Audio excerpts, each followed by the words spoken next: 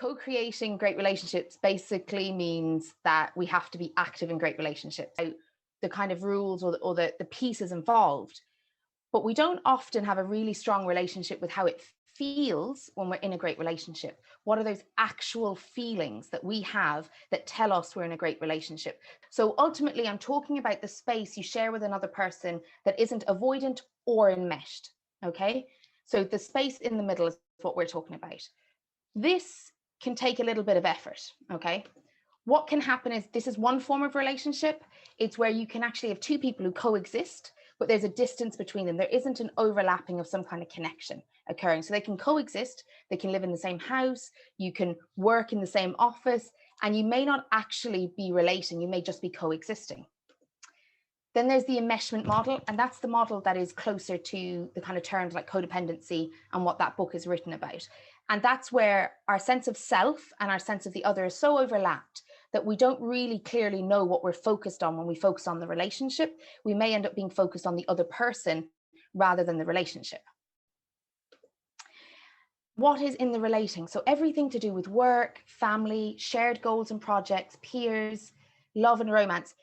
It's somewhere where we meet with an intention with another person of some sort. So if it's a romantic one, we usually cross over and intend to have a romantic relationship. If it's family, it's to have a family relationship. We may have a relationship with somebody at work because we share goals or share projects. We may have relationships with peers because we go to the same programs or the same development work. But basically, a relationship is where part of us meets part of another person. But if we look back at those two other examples that I just gave, this is where we become consumed by another person. And this is where we don't really connect to the other person. We just coexist. And so a lot of relationships fluctuate between all of those. But this shared space is what we're really trying to think about now, is how do I co-create great relationships in this shared space? Inclusion happens at the point where I meet other people and I make an effort to include them.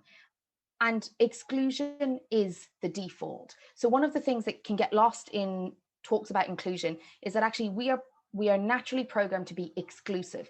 We're naturally programmed to look for people the same as us, who think the same, who agree with our opinions, who mirror us back to us. Whereas just like relationships, inclusion requires us to go beyond the intention of being inclusive and sometimes working against defaults. That's the link, is that a great relationship is also good for inclusion. So one of the things you can do is, by understanding how to take into account other people and contribute to the relationship you share, you'll also develop skills in your ability to be inclusive to other points of view, to other people, and in situations that you may generally miss or have blind spots. So what's good for a relationship is good for inclusion.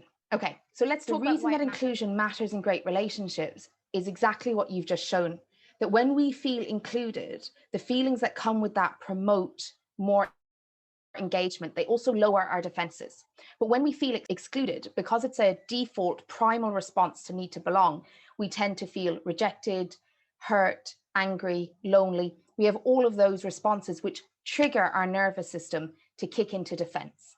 Okay, so the link between inclusion and great relationships is that when we don't feel included, it makes it really hard to build a great relationship.